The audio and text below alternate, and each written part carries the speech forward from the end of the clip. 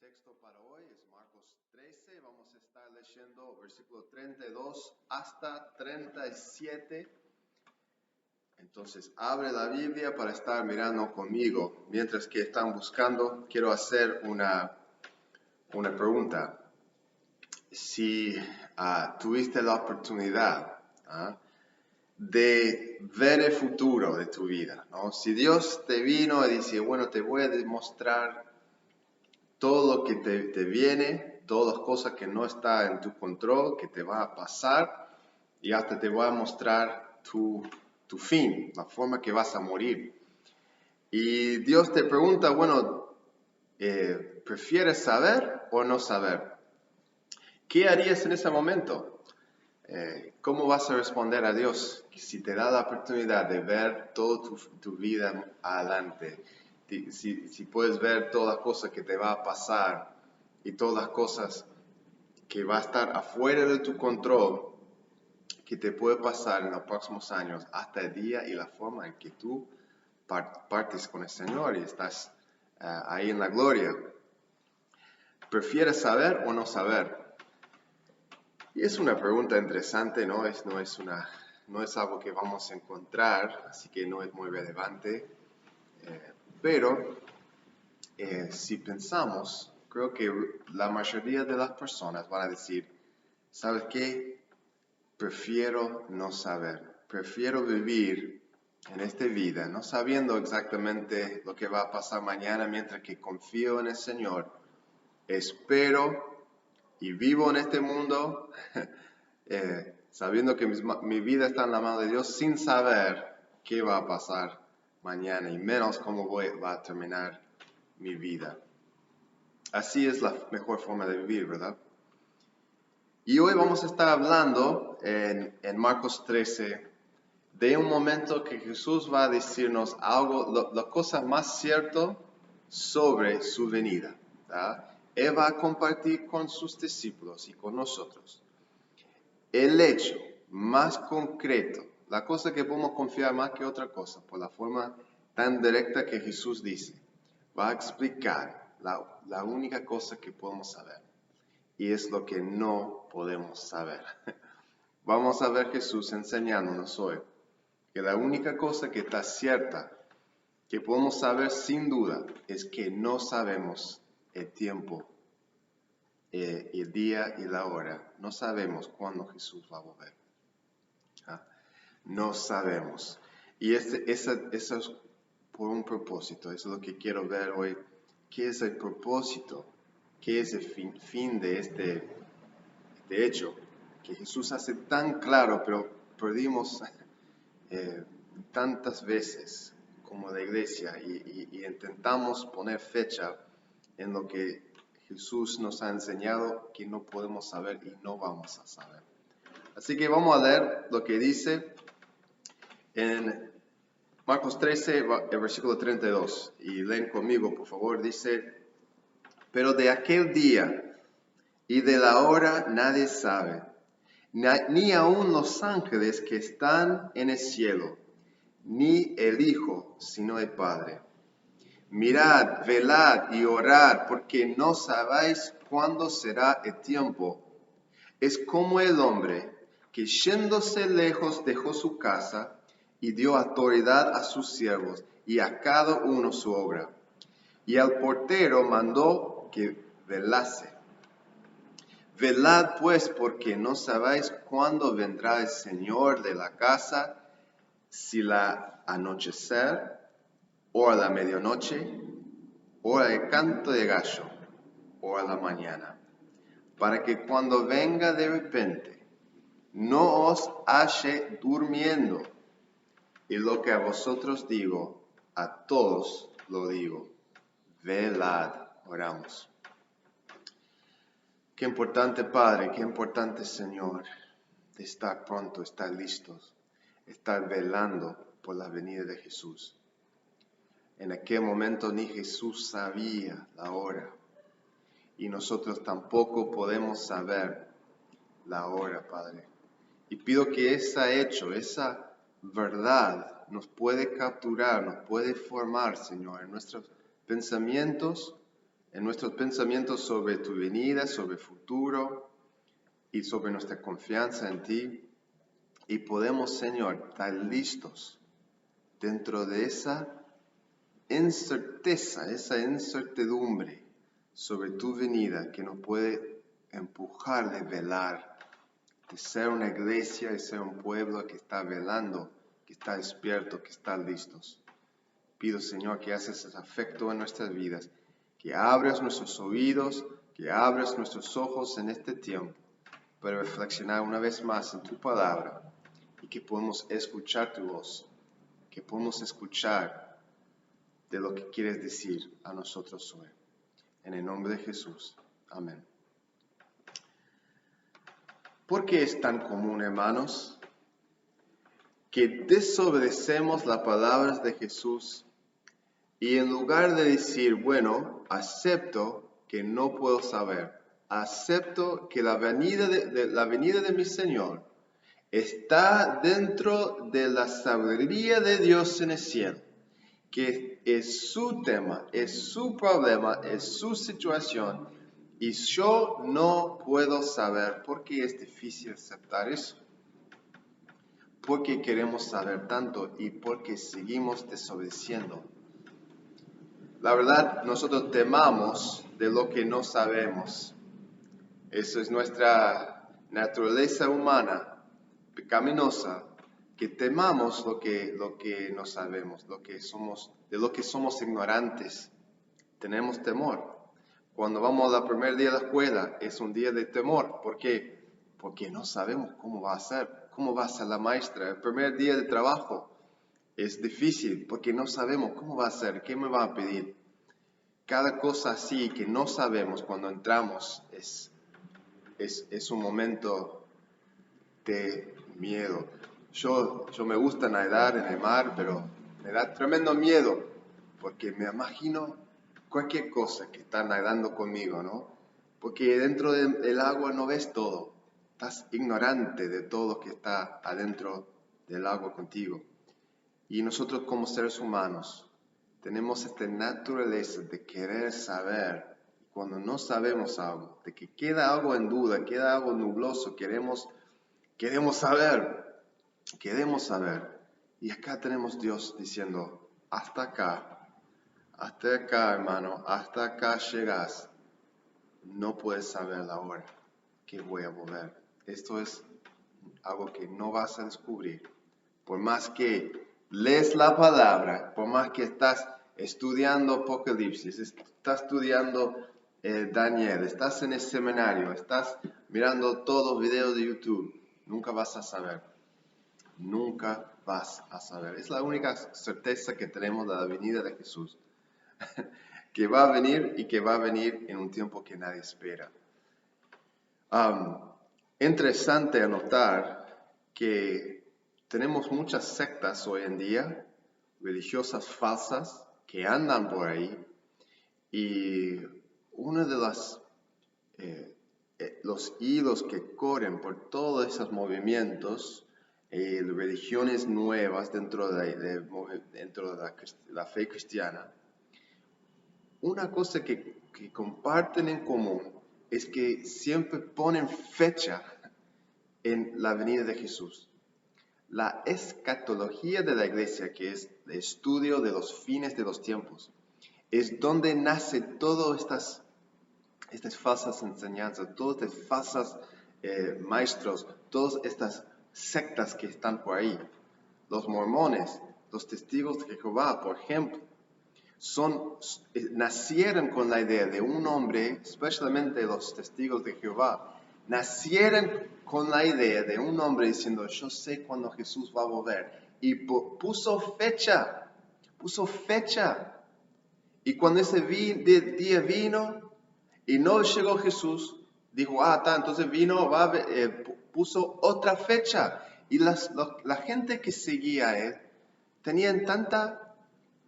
eran tan ciegos y siguen siendo tan ciegos que un hombre que equivocó tiempo tras tiempo de cuándo iba a venir Jesús, siguió ganando poder entre la gente. Y nadie le dio la espalda, o pocos le dieron la espalda, siguieron con él, siguieran con esos falsos maestros, aunque pusieran fecha y equivocaran. Y sigue pasando, ¿no? Nosotros cuando vivimos en Denver hubo un momento y fue sumamente triste, porque vino una enseñanza dentro de una iglesia allá que tenía muchos seguidores, que el profesor, el pastor de la iglesia, que había escrito muchos libros, encontró un código o algo dentro de la Biblia que él podía saber, este año, en tal fecha, vuelva a Jesús.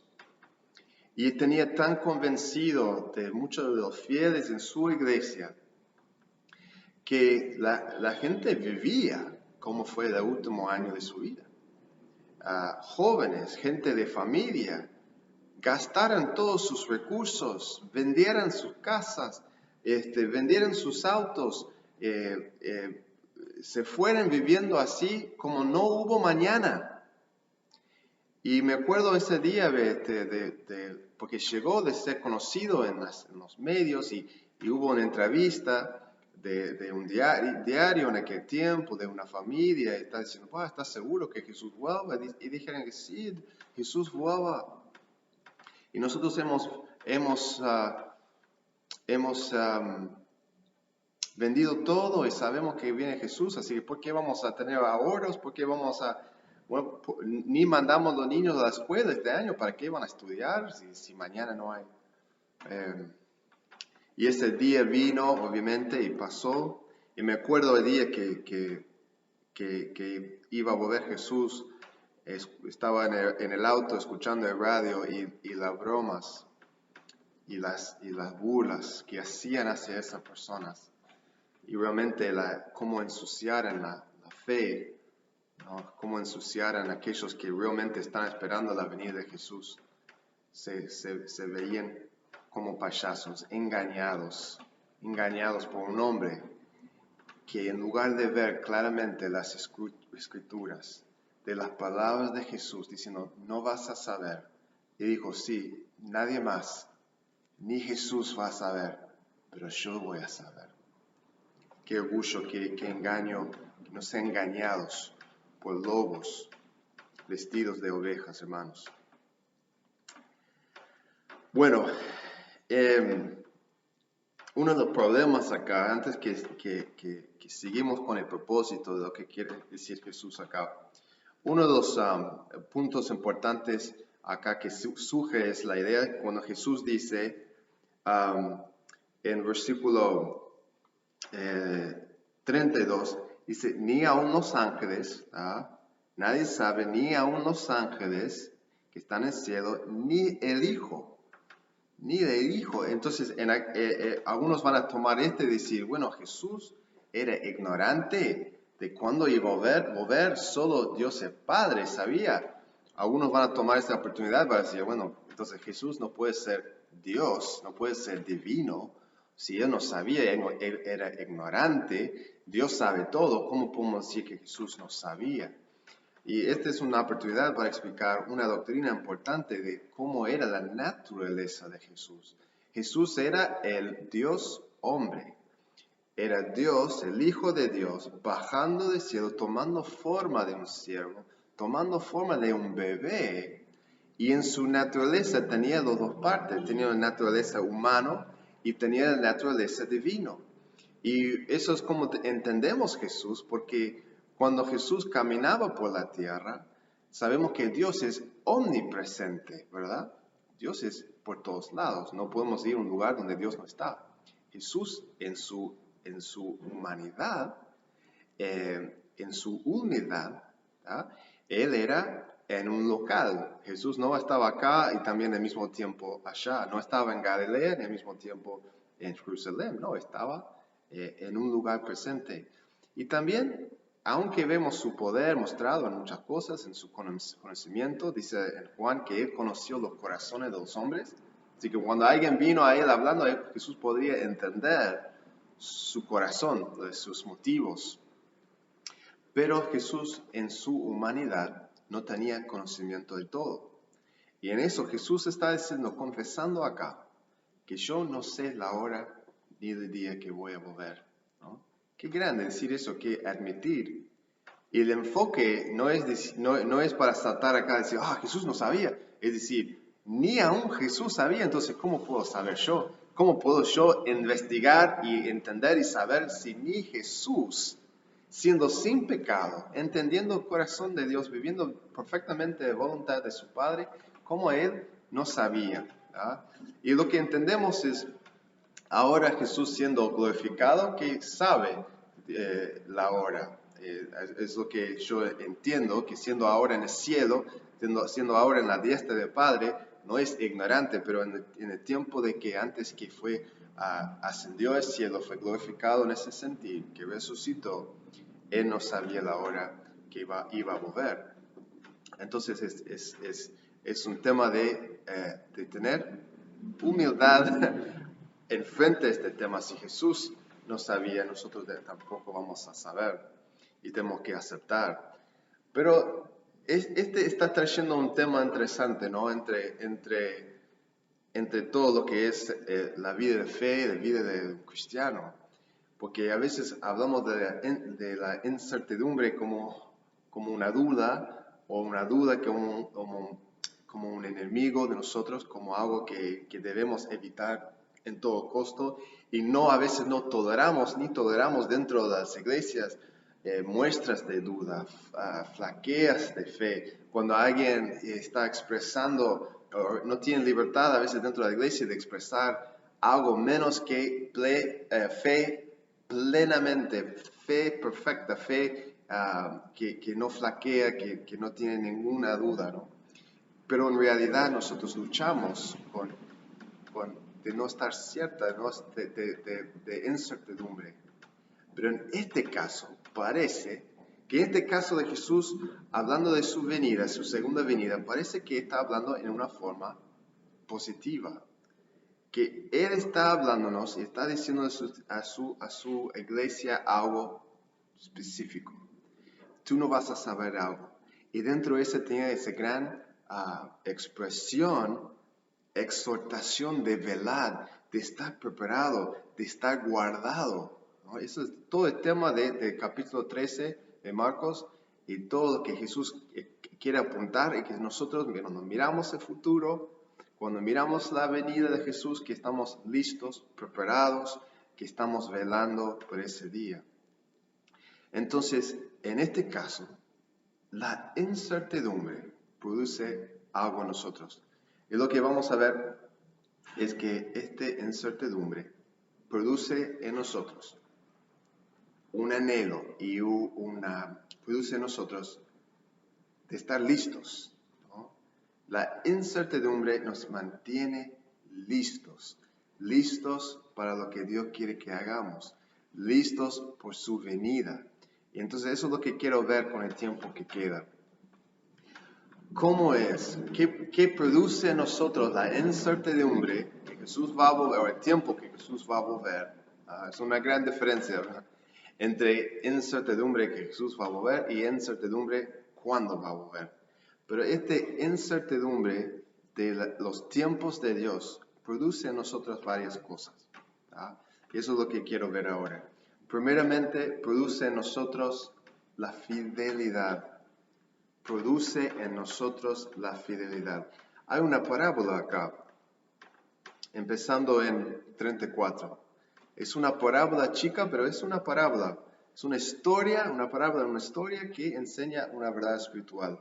Y dice acá, es como el hombre que yéndose lejos dejó su casa y dio autoridad a sus siervos y a cada uno su obra. Y al portero mandó que velase. Entonces es como un hombre dejando su casa para un tiempo y no dijo a sus siervos cuándo iba a volver, pero dio a cada siervo su tarea con la idea, cuando yo vuelvo, de repente, no sabes cuándo va a ser, pero cuando yo vuelvo, no deberías estar durmiendo. Ojo con eso, que sean fieles. Eso es la gran exhortación del hombre a sus siervos, a su gente, mientras que se va diciendo, no se duerman, cuidan las cosas, ¿no? Cuidan las cosas, no se ponen a dormir, no se ponen a perder el enfoque, ¿no? ¿Qué es lo que está pidiendo Jesús exactamente? Tenés el hombre de esta parábola, ¿quién es? Es Jesús, ¿no? Obviamente, Jesús ya está por ir, ¿no? Va a ascender a los cielos después que resucita y va a dejar una exhortación a sus siervos. ¿Quiénes son? Bueno, son los discípulos de Jesús y todos los discípulos después, que son nosotros, el pueblo de Dios, aquellos sus siervos. Y dice, voy a dejarles con sus trabajos. Y dentro de eso dice, tiene que cuidar su obra, hacer sus cosas. Y estoy dejándote mi casa. Y gran pregunta acá, en esta parábola, que quiero hacer es, ¿qué es la casa? ¿Qué es la casa que Jesús está dejando a sus discípulos? Entendemos quién es el hombre en la parábola, entendemos bien quiénes son los discípulos o los siervos, pero ¿qué es la casa? ¿No? Eso es muy importante. Habla mucho de lo que Jesús espera de nosotros mientras que estamos esperando su venida, y lo que debemos hacer, lo que significa ser fiel a Dios dentro de este tiempo de espera. ¿Qué es la casa? La casa que Jesús dejó, no es un libro que Jesús escribió, porque Jesús no escribió ningún libro. No es un reino físico que Jesús conquistó, porque Jesús no tenía ejército, no tenía territorio que había ganado, no tenía nada. De hecho, Jesús no tenía ni posesiones de dejar a sus discípulos. No está diciendo, mira, me voy y te acuerdas de esa casa que compramos en Galilea, que fuimos a hacer retiro. Bueno, voy a dejar eso, cuidar esa casa, ya vuelvo dentro de no sé cuántos años. No es eso tampoco. Jesús no dejó nada, ninguna posesión para dejar a sus discípulos. Y más probable, ni un peso está hablando acá Jesús. ¿Qué es la casa? ¿No? La casa es la única cosa que Jesús estableció en la tierra. Y eso es la iglesia de Cristo. Es la novia de Cristo. Es ese novio, ¿no? De que viene esperando que viene su marido del cielo. Eso es lo que Jesús dejó. Dejó la iglesia. Dejó el pueblo de Dios. Eso es lo que Jesús dejó. Un pueblo definido como una asamblea, una iglesia. Y ni dejó un edificio que se llama iglesia. Dejó un pueblo que se llama iglesia, gente redimido por su nombre, que han puesto su fe en Él y siguen a Él. Eso es lo que Jesús dejó. Entonces, cuando Jesús dice a sus discípulos y a sus siervos, me voy y te voy a dar este trabajo para cuidar mi iglesia, yo voy a volver, y cuando vuelvo, espero que no voy a encontrarte durmiendo, no voy a encontrarte no haciendo tu tarea. Y importante de ver versículo 34, porque cuando dice, y dio autoridad a sus siervos, y a cada uno su obra, entonces aún dentro de lo que podemos hacer, dentro de los discípulos, nosotros, hay diferentes tareas, hay diferentes llamados.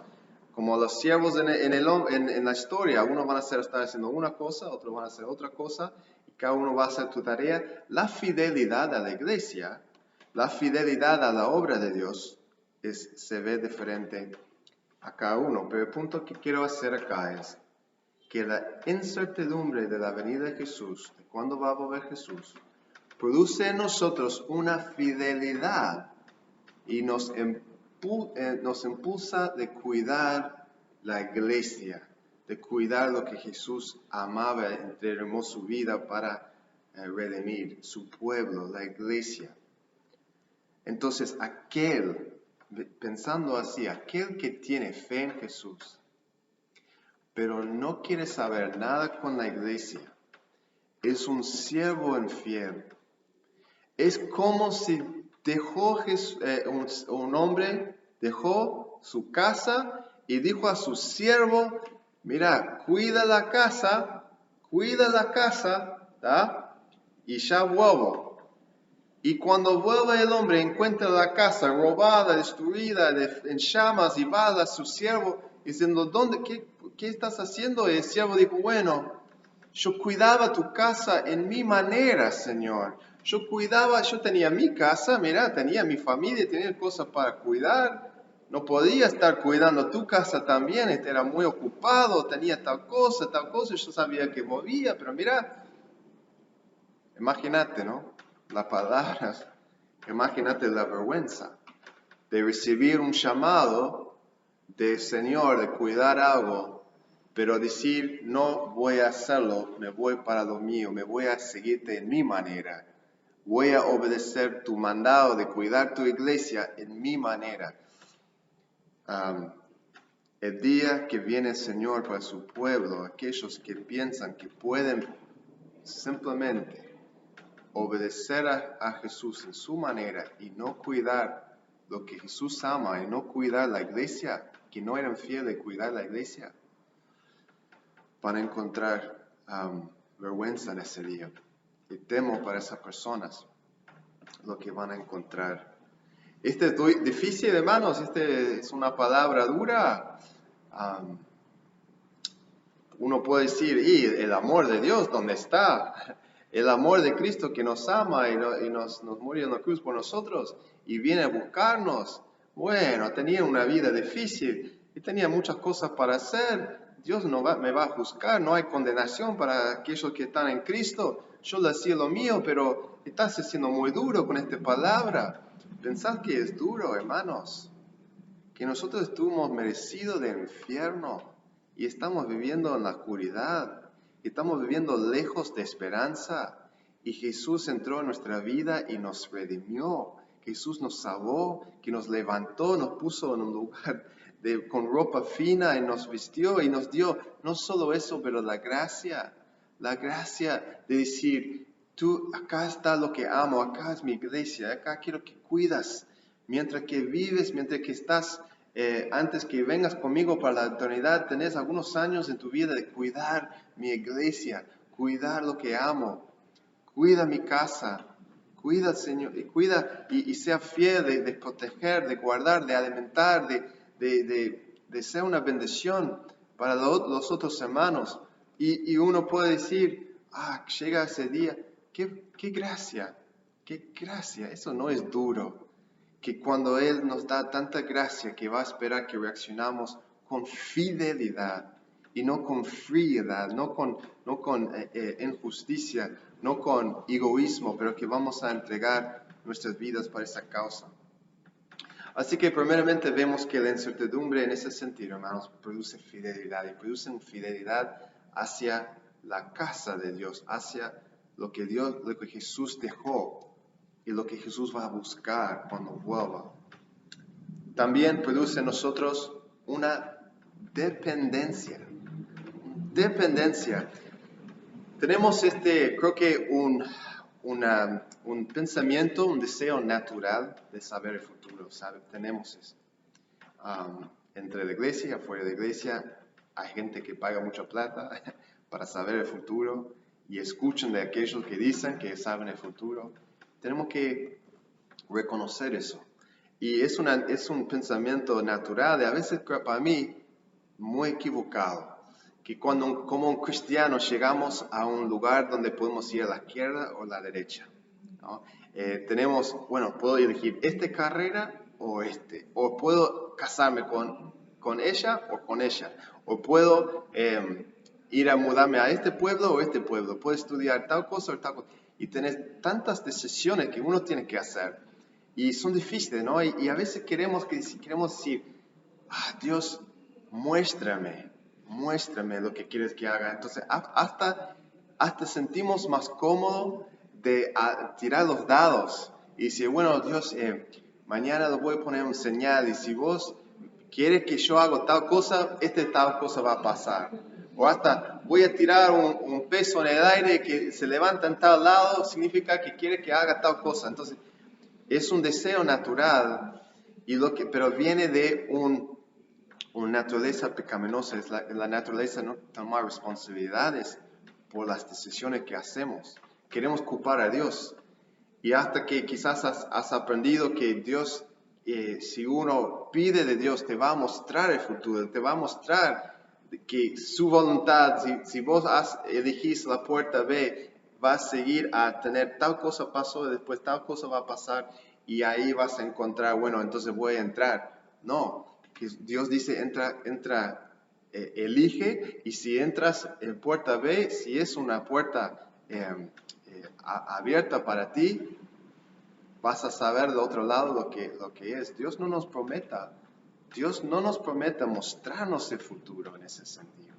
Tenemos la eternidad garantizada, tenemos la eternidad con Cristo, ahí tenemos la entrada al cielo, pero en esta vida, en este mundo, no tenemos garantías, no tenemos claramente el camino marcado en que tenemos que tomar. Nosotros tenemos que confiar en Dios y orar y buscar su voluntad, pero tenemos que elegir. Y eso aplica también a este principio, ¿no? El principio aplica a este concepto de la venida de Jesús. El hecho que no es cierto, el hecho que puede ser mañana, el hecho que puede ser en un tiempo que no esperamos, nos produce a nosotros cierta dependencia en Dios, ¿verdad?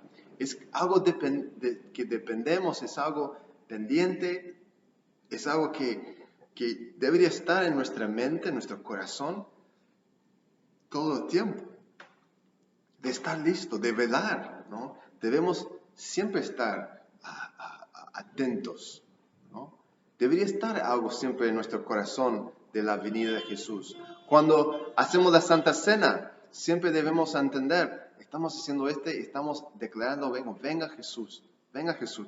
Debería ser presente en nuestras reuniones, debería ser presente en nuestro tiempo con Dios, que Jesús va a volver a buscarnos. Es como un celular.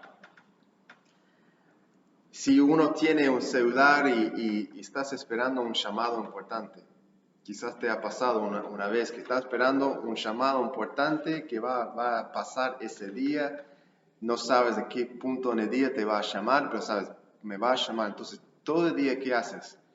Estás seguro, estás diciendo, necesito mi celular conmigo. Entonces, tenés el celular, estás siempre fijándose, si perdiste un llamado, estás siempre, bueno, que tengo que fijar si la columna está para arriba. Cuando vas al baño, digo, no puedo dejarlo ahí en la cocina porque quizás me llama. Entonces, estás constantemente atento. Y eso es la forma que debemos tomar la venida de Jesús. Debemos estar siempre dependiente en esa venida, siempre velando, siempre atentos, siempre buscando ese momento. Debería ser aún 2000 años después que Jesús anunció que iba a volver. Estamos 2000 años después. Y debería seguir siendo la misma actitud que tenían los creyentes en el principio. Los primeros cristianos estaban seguros, Jesús ya viene, vamos a esperarlo, ya viene en cualquier momento. Estaban siempre anticipados. Y en el curso de los años, cuando no vino Jesús, se enlargó la cosa, pero creo que bíblicamente la actitud que Dios quiere que tenemos es que en el medio de incertidumbre, en el medio del tiempo que no sabemos, que estamos atentos y esperando ansiosamente, esperando en una forma despierto, con los ojos abiertos, listos para recibir. Y sabemos, que el Señor puede venir a cualquier momento para cualquier persona, ¿no? Sabemos que en esta vida no hay garantías que vamos a vivir un otro día. Algo puede pasar mañana, en un instante, como los hermanos Richard y Mary, que casi casi morir en un accidente de moto la semana pasada. Podría pasar en un momento, hermanos. En un momento estás charlando, hablando, y el segundo después estás delante del Señor en la gloria. Siempre tenemos que estar listos, siempre atentos, que el final puede venir. Y una de las preguntas que quizás ha surgido en tu corazón escuchando y has escuchado los otros sermones, que hemos hablado todo este capítulo 13, se trata de señales, ¿no? Jesús está diciendo, guárdate, cuídate, acá viene tal cosa, viene persecución, prepárate, acá viene, bueno, va a haber falsos cristos, no escuchas a ellos, bueno, acá viene otra cosa, tengan cuidado, está diciendo, velad, cuidado, ¿no? Todo ese tiempo está, y tiene la otra parábola de la higuera, dice, bueno, fíjate que en la higuera, que cuando ves que está brotando las hojas y ya llega la primavera. Uno puede ser que hay señales que uno podemos mirar. Entonces Jesús no está contradiciéndose acá cuando dice no hay certeza de la hora y el día. Lo que está diciendo es que nosotros tenemos todo derecho de mirar las señales y observar lo que está pasando en nuestro tiempo, ¿no? Debemos entender los tiempos en que vivimos. Debemos observar, debemos siempre estar atentos a esas cosas. No debemos ignorar lo que está pasando, ¿no? Debemos prepararnos y sabemos que va a crecer en frecuencia. Vamos a saber que va a seguir en intensidad como los dolores de parto, que viene al final. Y podemos decir, ya viene cerca, ¿no? Pero no es lo mismo decir, ya sabemos que viene cerca y estamos mirando las señales y lo que Dios está haciendo. Es muy diferente decir eso, decir, y yo sé el día que va a venir, yo sé la hora que va a venir, yo sé la fecha que va a venir. Es una gran diferencia. No sabemos la exactitud. La certeza es el enemigo acá. Es la certeza. Eso es lo que tenemos que esquivar. De tener certeza de momento que va a ver Jesús. Que tener demasiada certeza en todas las cosas que habla Apocalipsis. Tenga cuidado. No sean tan duros con ciertas cosas. Hay misterios en la Biblia. Hay cosas que no podemos entender todavía. Tenga humildad, confía en Dios. Puedes tener tus conceptos de yo creo que va a ser así y que Jesús va a venir después de la tribulación, Jesús va a venir antes de la tribulación, Jesús va a venir después del milenio. Todas esas cosas puede pasar que tienes una convicción. Tenga cuidado de ponerte tan cierto y menos cierto en un tiempo que no podemos saber. Pero podemos sí mirar los tiempos, ese es el punto. Pero el punto en todo eso es que estamos listos, preparados para lo que viene. Último punto, hermanos.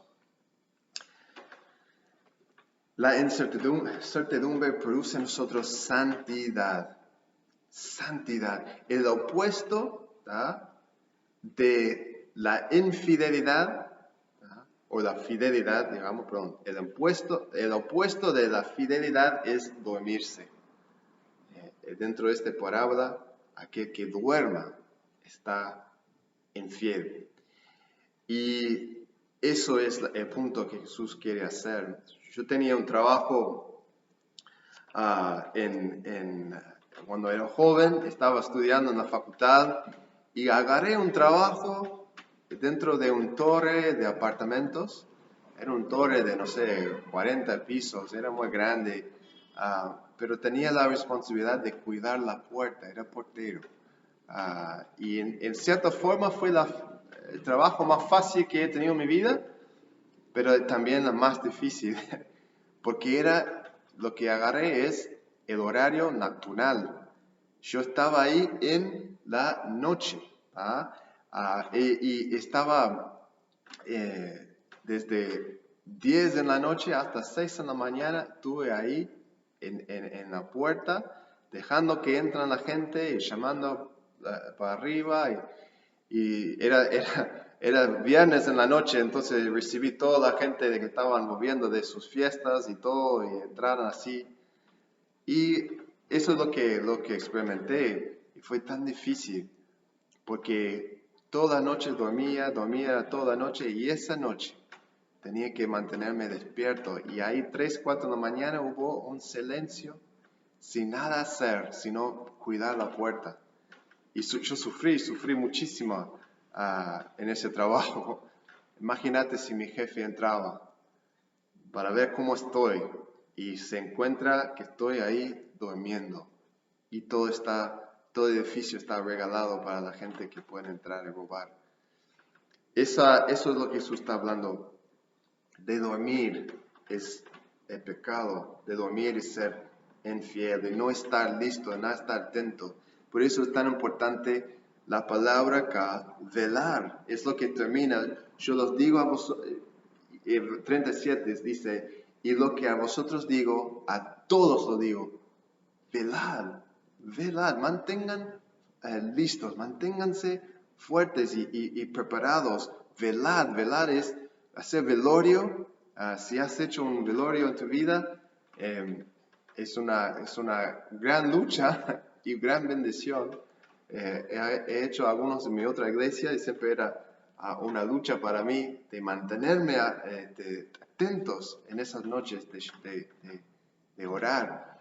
Pero es mantenerse siempre preparado, escuchando al Señor, preparado por lo que quiere decirnos, en oración, en comunicación y no durmiéndose. Y uno puede decir, ¿qué tiene que ver todo eso? Una iglesia que ora, una iglesia que está orando, que está buscando al Señor, ¿qué tiene que ver con la santidad? Porque el pecado, hermanos, mata a la oración, mata a la habilidad de velar. El pecado mata a la oración. Y la falta de oración produce más tentación y más pecado. Es un ciclo vicioso. Si uno deja de orar, empieza a caer en tentación y pierde la relación con Dios. Y ahí peca. Después el pecado trae más conflicto con tu relación con Dios, porque lo que el pecado nos hace, nos separa de Dios. Entonces, cuando estamos viviendo en pecado, no estamos haciendo la cosa que debemos hacer, de repente no queremos ni acercarnos a Dios por vergüenza y queremos seguir viviendo en el pecado y perdimos nuestra relación con Dios, y eso es un ciclo de pecado. El pecado trae esa falta de estar listo, de falta de la habilidad de orar, de estar pronto, de escuchar lo que Dios quiere decirnos. Quiero leer de Lucas 21, que lo expresa así. Este también es el mismo texto, pero en Lucas, cuando dice, tengan cuidado, no sea que les endurezca el corazón por el vicio, la embriaguez y las preocupaciones de esta vida. De otra manera, aquel día caerá de improviso sobre ustedes, pues vendrá como una trampa sobre todos los habitantes de la tierra. Estén siempre vigilantes y oren para que puedan escapar de todo lo que está por suceder y presentarse delante del Hijo del Hombre. Gran aviso a la iglesia, gran aviso. El pecado, la vida que no agrada al Señor, cuando hacemos eso y cuando estamos dejando la iglesia, dejando cuidar la iglesia, estamos invitando y no estamos escapando el juicio que viene. Y vamos a encontrar no un gran momento de júbilo, pero vamos a encontrar un triste momento de juicio si vivimos así. El pecado nos impide de hacer lo que debemos hacer. Una de las cosas más tristes en el mundo son siervos, son misioneros, son pastores y hombres y mujeres en la fe que tropiezan en el camino porque no querían decir no al pecado, no querían dejar atrás un vicio, querían una aventura y cambiaran todo lo que Dios había dado a ellos, toda la responsabilidad, todo el trabajo, toda la gracia, echaran para algunos momentos, echaran por un vicio por algo que siempre le va a dejar vacío, por un pecado, que no sea la verdad para nosotros. Que seamos una iglesia que está velando, que sea una iglesia que echa atrás el pecado, que no hagamos amistad con pecado, pero buscamos echar todo pecado atrás. Que eso sería nuestro llamado como iglesia. En el final de todo, este ha sido el final, este es el último mensaje sobre Marcos 13. Obviamente no entramos todos los temas y hay mucho más que uno puede cavar y encontrar y mucho tesoro acá, mucha verdad. Así que espero que seguimos estudiando, seguimos con este tema de las señales de Jesús en su vuelta y la venida de Jesús. Debería ser, como dije antes, presente siempre. Pero quiero terminar simplemente haciendo en qué nos debemos enfocar. ¿En qué nos debemos enfocar cuando hablamos de la venida de Jesús? Es interesante, este es como el último mensaje en Marcos que Jesús da a sus discípulos y habla de futuro, pero ahora lo que viene adelante en capítulos 14 y 15, lo que vamos a ver es la crucifixión de Jesús, la pasión de Jesús. Lo que viene ahora es el dolor. Lo que viene ahora es la cruz, el gran sacrificio, el Cordero de Dios llevado a una cruz. Y el orden de importancia ahora para nosotros no es decir que la venida de Jesús no es importante, pero cuando enfocamos en la venida de Jesús, siempre lo hacemos enfocando en lo que Jesús ya ha hecho para nosotros. Es decir, somos definidos por el pasado. Nuestro futuro está definido por nuestro pasado. Nuestro futuro está definido por lo que Jesús hizo en la cruz. La venida de Jesús es definida por lo que Jesús ya hizo por nosotros en la cruz. Que esa sería siempre nuestra pasión. Y vamos a entrar en las semanas que viene esta pasión y ver cómo Jesús lo hizo. Y la pasión y la misericordia y el amor que Jesús mostró para nosotros. Así que oramos que venga Jesús, oramos que venga Señor, y que oramos que nosotros seamos fieles, pero que siempre acordamos por qué va a ser tan lindo que Jesús vuelva. Va a ser porque es lo que hizo en la cruz por nosotros y el perdón que hemos encontrado. Y esa cambia todo, cambia todo. Oramos, hermanos. Bueno, Señor, quiero dar gracias por este tiempo que hemos estado en Marcos 13. Yo puedo decir por mí personalmente ha sido una bendición, ha sido un gran esfuerzo y un gran logro de leer y entender y predicar este capítulo. Y pido que podamos haber entendido, Señor, que podamos haber visto las cosas como son. Y pido eso por todos mis hermanos, que podamos siempre leer tu palabra con ojos puestos en donde debería estar, corazones guiados por ti, rotos, listos y despiertos, Señor. Despiértanos, Señor, de nuestro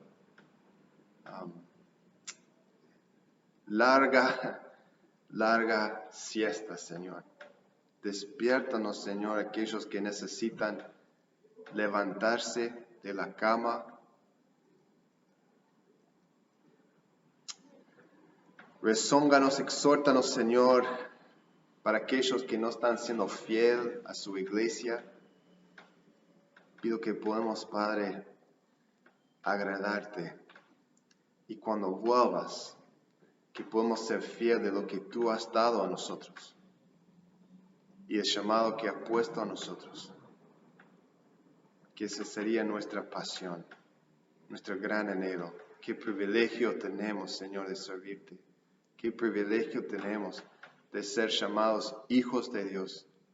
Y qué privilegio tenemos de tener una responsabilidad de ser un portero en la casa de Dios. No merecemos eso. no merecemos. Gracias, Padre, por tu gracia. Bendice tu pueblo. En el nombre de Jesús. Amén. Bueno, hermano, que Dios le bendiga grandemente en este fin de semana a los abuelos. Bueno, ya fue ayer, pero feliz día de los abuelos. Espero que espero que tuvieran tiempo con sus nietos por Zoom, por lo menos, si no en persona. Y damos gracias por todos los abuelos que tenemos en la iglesia. Que Dios le bendiga grandemente. Chao.